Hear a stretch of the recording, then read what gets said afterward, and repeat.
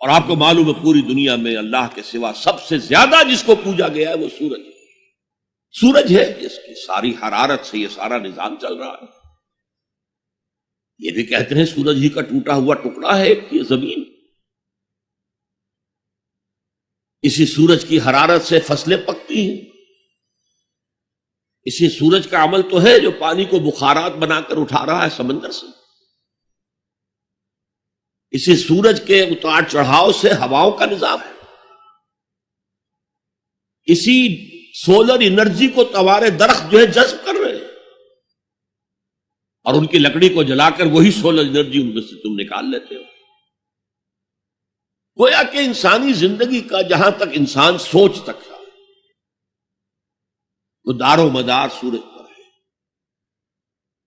لیکن سورج کا شکریہ کیسے ادا کریں؟ اس کے ساتھ کیا احسان کریں، کیا بھلائی کریں، کیا خدمت کریں؟ لیکن اگر نہ کیا جا سکے تو آدمی سر ٹیک دیتا ہے، تعظیم کرتا ہے. یہیں سے شکر بڑھ کر عبادت کی شکل اختیار کرتا ہے.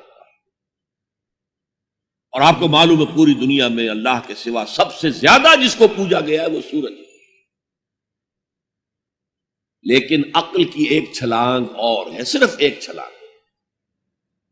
یہ سورج اور چاند تو ایک نظام میں جکڑے ہوئے معلوم ہوتے ہیں. ہر روز ایک ہی نظام سے معاملہ چل رہا ہے.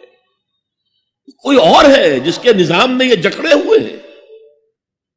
یہ ایک چھلانگ ہے. وَإِذْ قَالَ لُقْمَانُ لِابْنِهِ وَهُوَ يَعِظُهُ يَا بُنَيَّ لَا تُشْرِكْ بِاللَّهِ. ذرا یاد کرو جب کہ کہا تھا لقمان نے اپنے بیٹے سے، اور وہ اسے واعظ کہہ رہے تھے، نصیحت کر رہے تھے. عام طور پر یہی خیال ہے کہ یہ انتقال کے وقت کی نصیحت اور وصیت تھی. اب ظاہر بات ہے کہ انسان اپنے انتقال کے وقت اپنے بیٹے کو وہی باتیں بتائے گا جو اہم ترین ہے اس کے نزدیک، اس کی زندگی کا حاصل ہے. دولت مند شخص اپنے دولت کا حساب بتائے گا، کہاں کہاں کس کس شکل میں ہے.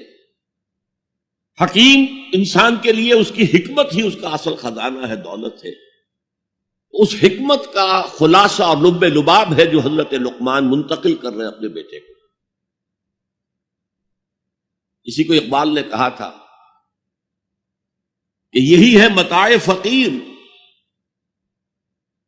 میرے قافلے میں لٹا دے اسے، لٹا دے ٹھکانے لگا دے اسے. میرے پاس جو حکمت ہے، جو بھی میں نے قرآن سے اخذ کی ہے حکمت، یہی کچھ ہے. ساقی متاع فقیر، اس اے ساقی متاع فقیر یہی کچھ ہے.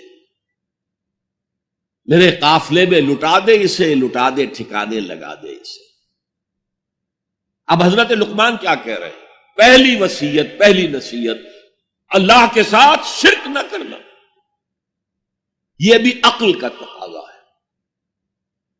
یہ پورا نظام کائنات کا اتنا مرکزیت لیے ہوئے ہے، اس کے اجزاء آپس میں اس طرح مربوط ہیں کہ یہاں کنٹرول کسی ایک ہی ہستی کا چل سکتا ہے، دو کا نہیں.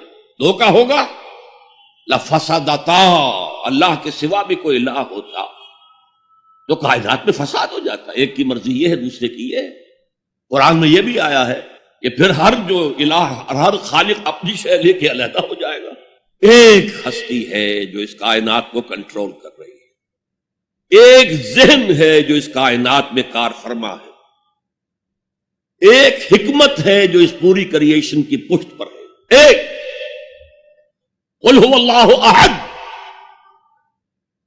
یہ ہے حکمت کا دوسرا نتیجہ عقل کے اعتبار سے. لا تشرک باللہ. اب یہاں میں شرک کی اقسام نہیں بیان کر سکتا. ان الشرک لظلم عظیم. یقیناً شرک بہت بڑی زیادتی ہے، بہت بڑا ظلم ہے. ظلم کسے کہتے ہیں؟ عربی میں اس کو کہتے ہیں وضع الشیء فی غیر محلہ، کسی شے کو اس کے اصل مقام سے ہٹا دینا. اور شرک کی دو ہی شکلیں ہیں، یا تو خدا کو اس کے اصل مقام رفیع سے اتار کر مخلوقات کی صف میں لے آتے ہیں، یا پھر مخلوقات میں سے کسی کو اللہ کی جگہ پہنچا دیا. دونوں جو ہیں ظلم، یعنی وضع الشیء فی غیر محلہ.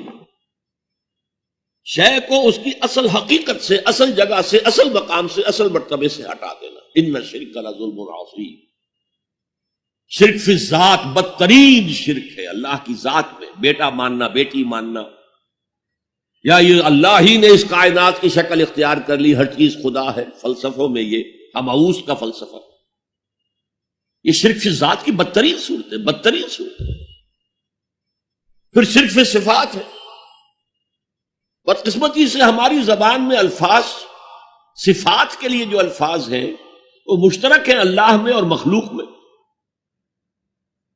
اللہ موجود ہے، ہم بھی موجود ہیں، اللہ علیم ہے، ہم بھی علیم ہے، عالم ہے، علامہ بھی ہے، علامہ۔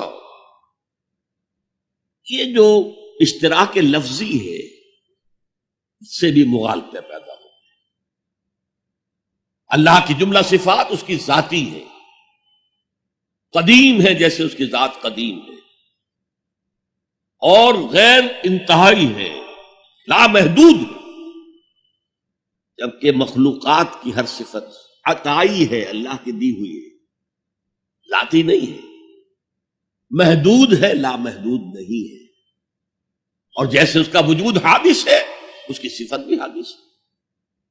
یہ فرق اگر ملحوظ رہے تب تو آدمی بچ جائے گا شرک فی صفات سے، ورنہ گڑبڑ ہو جاتا ہے معاملہ۔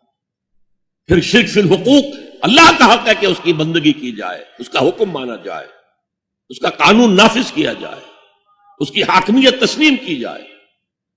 اس میں اگر آپ آ کر شریک ہو گئے، ہم خود حاکم ہیں، حاکمیت جمہور، سلطانی جمہور کا آتا ہے زمانہ، جو نقش کہن تم کو نظر آئے مٹا دو، شرک ہے۔ فرعون خدائی کا دعویٰ کر کے عظیم ترین شرک کا ارتکاب کر رہا تھا، نمرود نے خدائی کا دعویٰ کیا، عظیم ترین شرک کا ارتکاب کر رہا تھا۔